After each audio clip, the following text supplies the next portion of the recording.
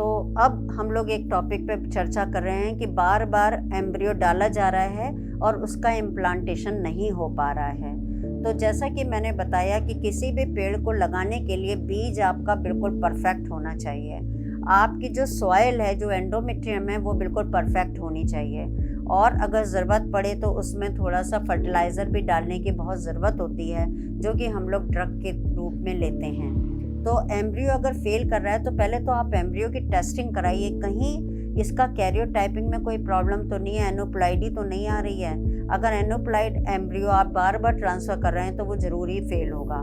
इसके अलावा हिस्टोस्कोपी भी बहुत इंपॉर्टेंट है ऐसे पेशेंट में करना। Chronic endometritis one of the cause है जो कि बार बार आपका इम्प्लांटेशन रोक रहा है। तो आपको कई बार 2 to 3 साइकिल एंटीबायोटिक लेनी पड़ती है, प्रीबायोटिक प्रोबायोटिक लेना पड़ता है, तब जाके क्रॉनिक एंडोमेट्राइटिस आप देखिए हिस्टोस्कोपी में नॉर्मल आ चुका है, तभी आप दोबारा एंडोमेट्रियम के अंदर एम्ब्रियो ट्रांसफ़र करें। इसके अलावा आप एप्ला टेस्ट भी करिए और सारी चीज़ों को देखिए कि क्या कारण हो सकता है। कई बार हम लोग एंडोमेट्रियम जो बना रहे हैं उसका तरीका बदल देते हैं कि नेचुरल एंडोमेट्रियम प्रिपेयर करते हैं। अगर हम आर्टिफिशियल साइकिल में बना रहे हैं तो हम लोग नेचुरल साइकिल में बनाते हैं। तो कई बार आर्टिफिशियल से नहीं वो इम्प्लांट कर रहा है, नेचुरल साइकिल से इम्प्लांट कर जाता है।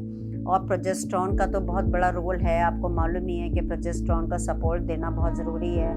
तो कई बार इम्यूनोथेरेपी देने से भी ये आपका ठीक हो सकता है। तो इस तरह से कुछ टेस्ट भी होते हैं जिनको कराना बहुत ज़रूरी है। आप किस दिन एम्ब्रियो ट्रांसफ़र करें, कब, तो ये बहुत प्रिसाइज एरा टेस्टिंग होती है। वो थोड़ा सा आजकल कंट्रोवर्शियल है, बट फिर भी हम लोग एरा का भी हेल्प ले सकते हैं। Thank you so much.